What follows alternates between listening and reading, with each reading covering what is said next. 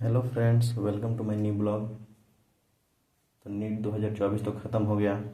बहुत सारे बच्चे ऐसे होंगे जो अब सोचे हैं कि जिनका अच्छा एग्ज़ाम नहीं गया होगा, वो सोचे हैं कि अब एग्ज़ाम नहीं दें।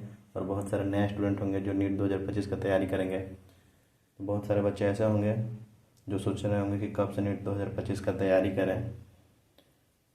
तो आपको इसके सिलेबस का वेट नहीं करना है 2025 का, क्योंकि सिलेबस नीट में ज़्यादा चेंज नहीं होता है। बहुत साल के बाद तो 2024 में बस थोड़ा बहुत चेंजिंग आया सिलेबस में, मतलब फिर भी काफ़ी था उतना। फिजिक्स में तो उतना चेंजिंग नहीं आया, बट केमिस्ट्री और बायोलॉजी में काफ़ी चेंजिंग था। तो आपको सिलेबस का वेट नहीं करना है, क्योंकि एनटीए तो कॉपी चेक करने में बिजी होगा। और जब भी सिलेबस आएगा तो अभी से 1-1.5 मंथ बाद ही आएगा, 2 मंथ भी लग सकता है। तो उतना टाइम वेस्ट करने का कोई ज़रूरत ही नहीं है। हमें 2024 के सिलेबस को ही फॉलो करना है। तो किस तरह से हमें फॉलो करना है और क्या करना है, आज इसी टॉपिक पे हम बात करने वाले हैं। तो सबसे पहले आपको क्या करना है, वाइट पेज वाला कॉपी ले लेना है और इस तरह से आपको बहुत सारा कॉलम बना लेना है। एक कॉलम में आपको क्या करना है, चैप्टर का नाम लिख लेना है। जितने भी चैप्टर का नाम है एक सब्जेक्ट में, जैसे क्लास 11th का बायोलॉजी हो गया, तो उसका सारा चैप्टर का नाम हम इस कॉलम में लिख लेंगे। फिर एक कॉलम बनाएंगे जिसमें लेक्चर का नाम, जिसमें लेक्चर लिख लेंगे। फिर एनसीईआरटी रीडिंग, फिर नोट्स, फिर डीपीपी। डीपीपी 2-3 सॉल्व करेंगे, फिर उसके बाद पीवाईक्यूज, फिर उसके बाद 3-4 रिवीजन। तो जैसे कि हम चैप्टर 1 पढ़ते हैं, तो अगर इसका लेक्चर कंप्लीट हो गया तो लेक्चर कंप्लीट होने के बाद यहाँ पे टिक मार देंगे। एनसीईआरटी रीडिंग हो जाएगा तो इसमें मार देंगे। फिर नोट्स अगर पढ़ते हैं उसमें, तो नोट्स में टिक मार देंगे। फिर डीपीपी सॉल्व करते हैं तो इसमें टिक मारते चले जाएंगे। उस तरह से पीवाईक्यू सॉल्व करेंगे, टिक मार देंगे। उसके बाद फिर जब ये सब हो जाएगा तो उसके बाद फिर रिविजन करेंगे 3-4 बार, इसमें सब में टिक मार देंगे। उसी तरह से 12th क्लास के बायोलॉजी का सारा चैप्टर का नाम जो जो 2024 के सिलेबस में था सारा लिख लेना है आपको। फिर उसके बाद सब में टिक मार देना है, जैसे लेक्चर हो गया, फिर एनसीईआरटी रीडिंग। जब जब भी आपका मतलब कंप्लीट हो, अगर लेक्चर कंप्लीट करते हैं तो लेक्चर में मार देना है। एनसीईआरटी रीडिंग करते हैं तो इसमें मार देना है। फिर उसके बाद नोट्स पढ़ते हैं तो नोट्स में टिक मार देना है। डीपीपी सॉल्व करते हैं, डीपीपी में मार देना है। पीवाईक्यूज, रिवीजन, फिर वैसे ही सारा चलेगा आगे। उसी तरह से केमिस्ट्री का भी बनाना है।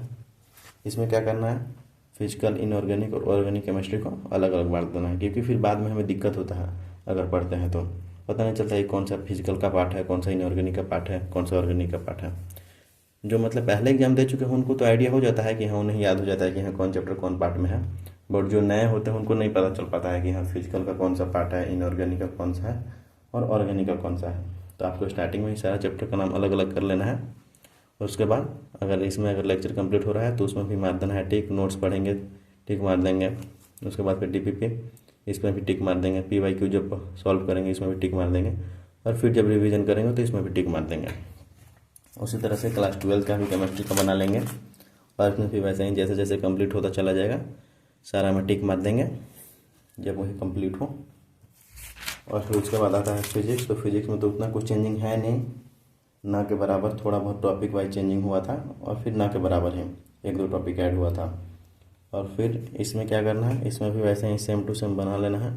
और जैसे जैसे हमारा सिलेबस आगे बढ़ता चला जाएगा वैसे ही जैसे जैसे कंप्लीट हो रहा है सब में हम टिक मारते चले जाएंगे आगे।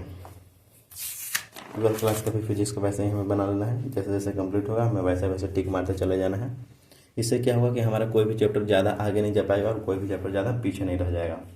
क्योंकि बहुत सारा ऐसा चैप्टर होता है जो हमें अच्छा लगता है, उसको हम पढ़ते चले जाते हैं, 3-4 बार उसको लेक्चर देख लेते हैं, उसका बहुत सारा क्वेश्चन सॉल्व कर लेते हैं। और कोई कोई ऐसा चैप्टर होता है जो हमें नहीं समझ में आता है तो वो चैप्टर पीछे छूट जाता है। 1-2 बार उसका लेक्चर देखते हैं, नहीं समझ में आता है, वो पीछे छूट जाता है। तो इस तरह से हमें क्या करना है कि अगर हम टिक मारते रहेंगे तो हमारे दिमाग में रहेगा कि हाँ ये चैप्टर हम पढ़ लिए, इसका लेक्चर हो गया कंप्लीट, नोट्स भी पढ़ लिए, क्वेश्चन भी सॉल्व कर लिए। तो हमें दूसरा चैप्टर पर ध्यान देना चाहिए। कोई भी चैप्टर फिर आगे पीछे नहीं हो पाएगा, सब बराबर चलेगा। आज के लिए बस इतना ही, मिलते हैं आपसे नेक्स्ट वीडियो में, तब तक के लिए बाय। अगर वीडियो अच्छा लगा हो तो चैनल को लाइक शेयर सब्सक्राइब करना ना भूलें।